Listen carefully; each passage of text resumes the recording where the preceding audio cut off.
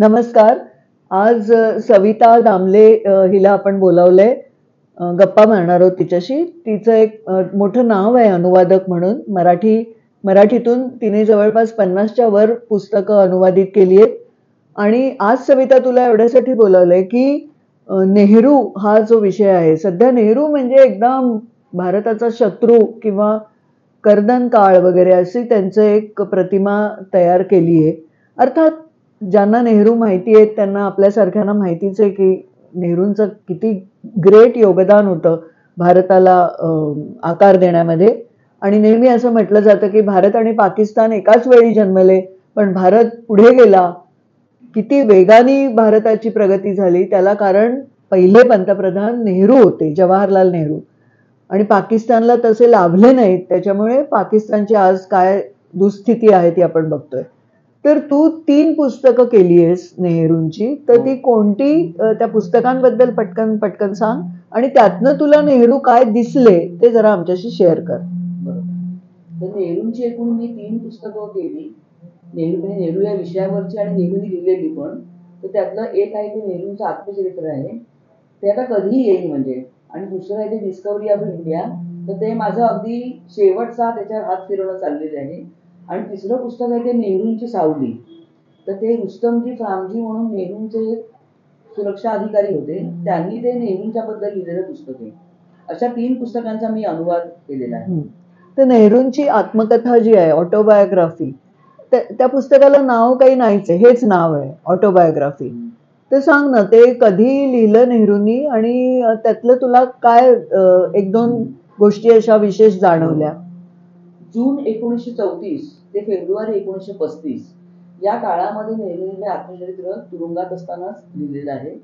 आणि ह्याच्यामध्ये असं आहे ना की फक्त ते त्यांनी त्यानंतर पुढे ते बाहेर आल्यावर त्यांनी थोडीशी भर त्यात टाकली, पण त्यांना त्यांच्या कार्यबाहुल्यामुळे त्यांना पुढे वेळ मिळाला नाही. त्यामुळे आपल्याला खंत एवढी वाटते की 1936 सालापर्यंतच आहे. त्यांचं जन्मल्यापासून ते 1936 साल इथपर्यंतच ते आत्मचरित्र आहे. तरी सुद्धा त्याचा आवाका एवढा मोठा आहे ना की तो पाहून आपल्याला चकित व्हायला होतं. म्हणजे आज आपण 1912 नंतर व्हॉट्सअप विद्यापीठामध्ये नेहरूंच्या बद्दल ते मुसलमानच होते, ते वुमनायझर होते, ते अमके होते, तमके होते, सगळं त्यांचं असं वाईट वाईट चित्र त्यांचं रंगवण्याचा प्रयत्न केला जातो. परंतु या पुस्तकात त्यांनी स्वतःच त्यांच्या 3-4 पिढ्यांपासूनच त्यांनी वर्णन सांगितलेले आहे. ते मूळचे काश्मीरी ब्राह्मण असून कौल त्यांचं आडनाव होतं. आणि नंतर मग काही 2-4 पिढ्या मोतीलालजींच्या आधीच्या 2-4 पिढ्या त्यांचा काश्मीरमधनं ते खाली आले दिल्लीच्या भागामध्ये.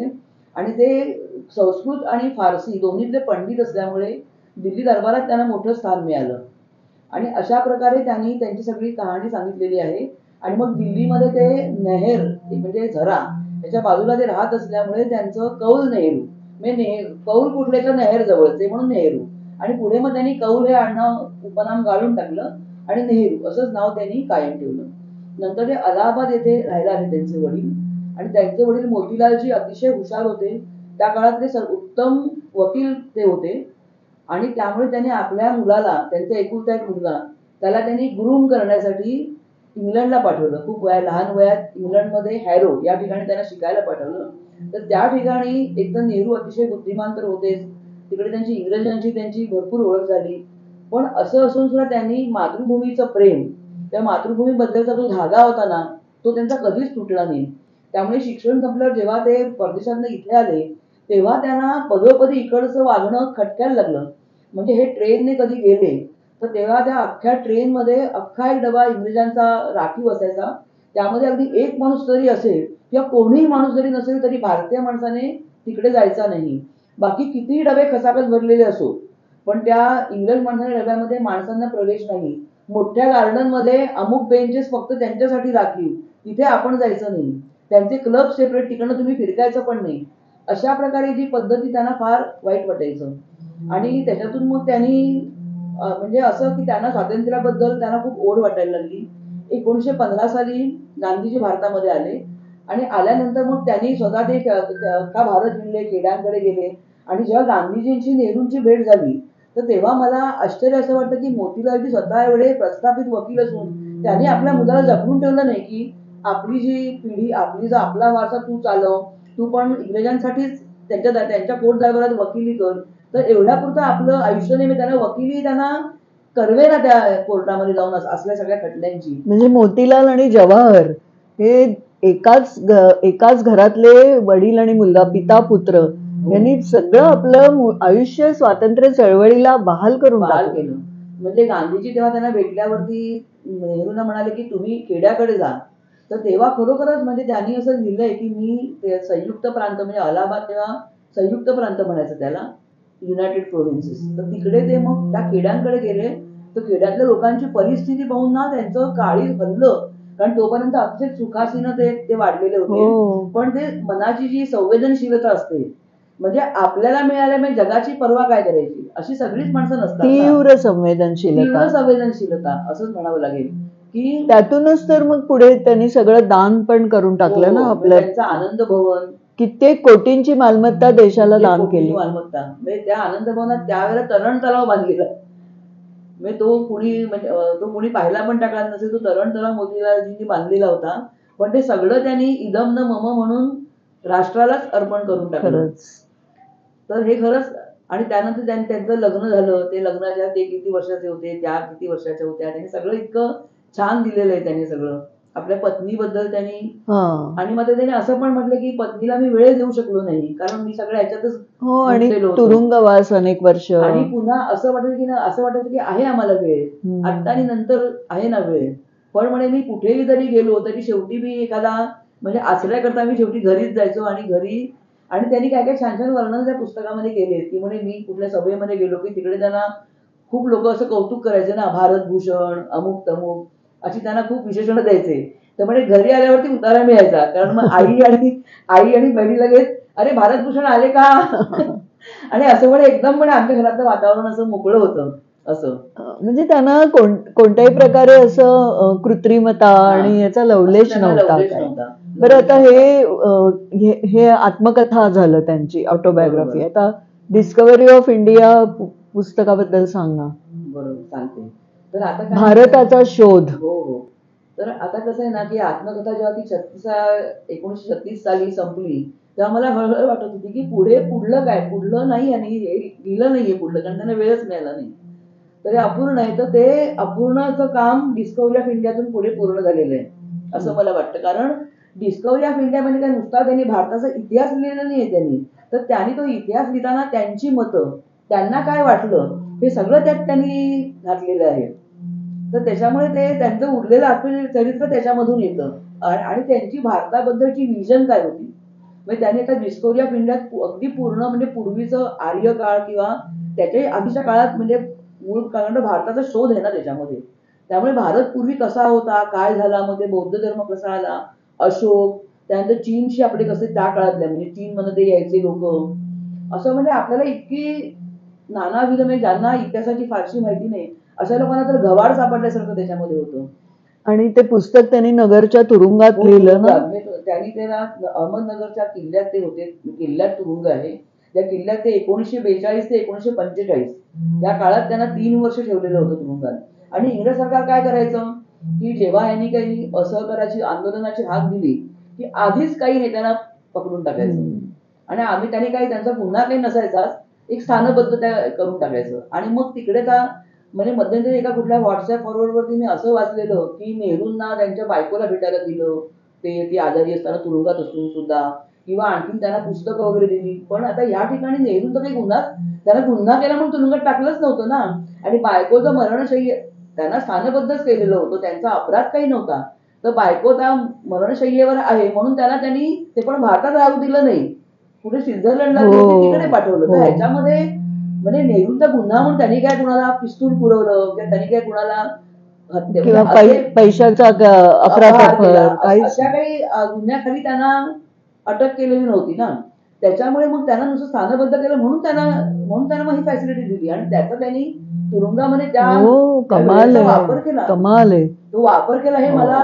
आणि इतकं म्हणजे आज हे जगामध्ये क्लासिक म्हणून मानली पुस्तकं जातात, त्यामध्ये डिस्कव्हरी ऑफ इंडियाचा एक समावेश हो. तर तेच भारताचा शोध या नावाने साने गुरुजींनी त्याचं केलेलं आहे अनुवाद, आणि तो तुला करायला मिळाला. हे तर माझं ना म्हणजे मला माझं प्रचंड भाग्य वाटतं हे. खरोखरच म्हणजे किती महान लोकांचं, म्हणजे मी तर काय म्हणतात की त्यांच्या पायाशी पण बसायची माझी लायकी नाही, ना नेहरूंच्या नाही ना साने गुरुजींच्या नाही. पण तरी सुद्धा हे शिवधनुष्य मला उचलायला मिळालं, कारण साने गुरुजींचं पुस्तक आज काही कारणाने ते लोकांना हो. उपलब्ध होऊ शकत नाहीये. तर माझ्या परीने मी तो जीव लावून तर मी प्रयत्न केलेला आहे असं मी म्हणू शकते. आणि आता तिसरं पुस्तक म्हणजे हो. तुझी दोन्ही ही पुस्तकं आणि प्रकाशित. एक मला ह्याबद्दल एक थोडं सांगायचं आहे, असं हा. आहे की हे जे डिस्कव्हरी ऑफ इंडियामध्ये त्यांनी मागचं सांगताना वर्तमान काळाबद्दल बोलताना भविष्याबद्दल सुद्धा बोललेलं आहे. म्हणजे त्यांनी केवढी विजन, म्हणजे त्यांनी नंतर जे पुढे IIT उभारली, हो. IIM उभारल्या, किंवा त्यांनी ह्या ज्या आपल्या त्यांनी काढल्या BARC, आणि सगळ्या त्यांनी आता ONGC 1956 साली काढली. वैज्ञानिक त्यांचा दृष्टिकोन, त्यांचा वैज्ञानिक दृष्टिकोन हवा, हे त्यांनी सगळीकडे हे केलं. आणि त्या सगळ्या, म्हणजे मला जसं वाटतं की या सगळ्या पब्लिक अंडरटेकिंग, ह्या कंपन्या, कारण त्या काळामध्ये असं होतं, स्वातंत्र्य मिळालं तर ते कधी असं म्हणाले नाही की मला 150 वर्ष ह्यांचं राज्य होतं, आता मला असं मिळालं तर मी काय करू, असं त्यांनी असं म्हटलं नाही. आणि त्यांनी पूर्ण ह्याच्यापासून त्यांनी सुरुवात केली. 70 साल में क्या हुआ असलं काही नाही. असं काहीच नाही, म्हणजे आता मी काय करू असं त्यांनी कधी म्हटलंच नाही. आणि त्यांनी आता सुरुवात करायची असं म्हणून त्यांनी सुरुवात केली. आणि त्याच्यावर त्यांनी कसं माहिती का की आणि त्यांनी सुरुवात केली हे जे सांगतेस, म्हणजे तेव्हा तर जग बघत होतं की हा देश काय करणार आहे, इतक्या तळात होता तो देश आपला तेव्हा. हो. आणि मग त्यांनी काय काय केलं ते तू सांगतेस. आणि ना म्हणजे दुसऱ्या महायुद्धामध्ये आपल्याकडून सगळे रिसोर्सेस इंग्लंडने वापरले. हो. आणि त्या बदल्यात त्यांनी आपल्याला पाऊंड दिले, पण ते पाऊंड आता तुम्ही खर्च करायचे नाही. त्यांनी आपल्याकडनं वस्तू नेल्या, पण त्याचं लगेच तुम्हाला पेमेंट दिलं नाही. त्यामुळे आपली अतिशय परिस्थिती वाईट होती. म्हणजे परकीय चलन वगैरे सुद्धा अतिशय वाईट होतं. आणि त्या काळात CD देशमुख असे, म्हणजे त्यांनी लोक सुद्धा इतके चांगले निवडले आपल्या, कारण ते स्वतः एवढे मोठे कर्तबगार होते की म्हणजे वल्लभभाई पटेल, त्यानंतर आपले बाबासाहेब आंबेडकर, CD देशमुख, अशा लोकांसारखे त्यांनी लोक त्यांच्यासारखेच निवडले. असं आपण, त्यांची टीम अशी टीमच अशी होती ना, अत्यंत उच्च दर्जा, उच्च सगळ्या दर्जाची टीम होती. तर ते तर आता धरण, नागार्जुन सागर डॅम, ONGC, म्हणजे डिस्कव्हरी ऑफ इंडिया मध्ये त्यांची ती विजन दिसते. आणि पंतप्रधान पदी आल्यावर त्यांना भारतात ते सगळं उतरवायला मिळालं, त्यांची जी साकार करायला मिळालं. आता तिसरं पुस्तक फार खूपच मस्त आहे, म्हणजे ते प्रकाशित झाल्यामुळे मी ते वाचलेलं आहे. माझं ते फार आवडतं पुस्तक आहे, नेहरूंची सावली. त्याच्याबद्दल सांग ना. नेहरूंची सावली म्हणजे रुस्तमजी फ्रांकजी असे सुरक्षा अधिकारी होते. आणि आतापर्यंत 2 पुस्तकं आपण नेहरू पंतप्रधान होण्याच्या आधीची आहेत. आणि हे ते पंतप्रधान झाल्यावरती त्या माणसाने, ते सुरक्षा अधिकारी होते आणि ते 8 वर्ष त्यांच्या सेवेमध्ये होते. आणि रुस्तमजींना आपली डायरी लिहायची सवय होती. 30 वर्ष त्यांनी डायरी लिहिलेली आहे. आणि ती डायरी आपल्या बायकोला पण दाखवत नसत, अशी कडी कुडपात. म्हणजे त्यांचं म्हणणं की मला, माझ्या मनात आहे ते मला सगळं लिहायला मिळालं पाहिजे. तर त्यात त्यांनी असे इतके लहान लहान त्यांनी प्रसंग सांगितले की नेहरूंचा स्वभाव अजिबात डामडोल नाही किंवा बडेजाव कुठलाही नाही, अतिशय काटकसरी स्वभाव. त्यामुळे ते कुठेही गेले दौऱ्यावर तरी त्यांच्याबरोबर 3च माणसं असायची. एक ड्रायव्हर, एक हरी नावाचा त्यांचा एक वैयक्तिक नोकर होता, आणि तिसरे हे सुरक्षा अधिकारी. तर यांनी काय लिहिलंय की त्या पुस्तकात, ते म्हणे मला सगळीकडे काही असेल काम की मलाच पुढे व्हायला लागायचं, कारण माणसं कमी. त्यामुळे कसं की लोक मला त्याचे सेक्रेटरी समजायचे. त्यांचं काय, काही मी असेल ते पडेल ते मी काम करायचो. पण मला असं म्हणायचं की ते नेहरू होते म्हणूनच मी ते काम आवडीने केलं.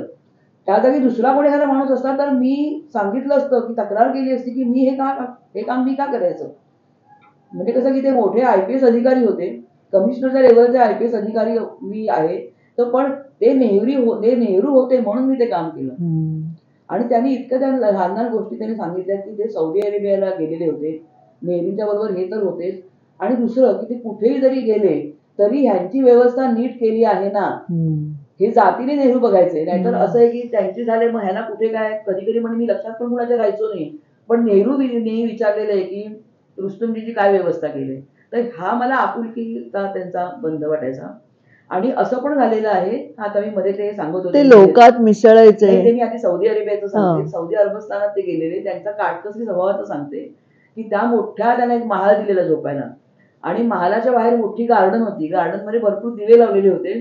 तर रात्रीच्या वेळी हे महाल मोठा, खोली खूप मोठी असल्यामुळे रुस्तमजी आणि हे दोघं एकत्र एकाच, त्यांना वेगळं. तर रात्रीच्या ह्यांना दिसलं की नेहरू उठून काहीतरी दिवे तर ते एवढे दिवे का लावलेत म्हणजे दिवे बंद करत होते सावती, रात्रीच्याला काही गरज नाही. म्हणजे हा त्यांचा काटकसरी आणि दक्ष स्वभाव. आणि एक त्याच्यात अशी पण आठवण आहे की त्यांचा मोजा फाटला होता. हो, नॉर्मली अंगठ्याकडे वगैरे मोजे फाटतात आणि आजकाल तर फेकूनच दिले जातात ते, पण त्यावेळेला ते सुई दोऱ्याने मी त्या आम्ही त्या हरीकडून त्याने सुई मागून तो मोजा शिवत होते. आणि आणि त्यांनी म्हणजे त्यांनी म्हटलं असं पण आहे ना काहीतरी की कशाला तुम्ही हा मोजा घालताय, पण ते म्हणजे त्यांना तशी सवय होती त्यांची ती. म्हणजे थोडासा तो काय अगदी इतका पण खराब झालेला नाहीये, थोडासा. आणि बुटांमध्ये काही दिसत नाही, शूज बुटांमध्ये घातल्यानंतर काही दिसत नाही म्हणजे. आणखीन आणि लोकांमध्ये जायचं ते त्याबद्दल त्यांनी सांगितलंय की ना नेहरूंना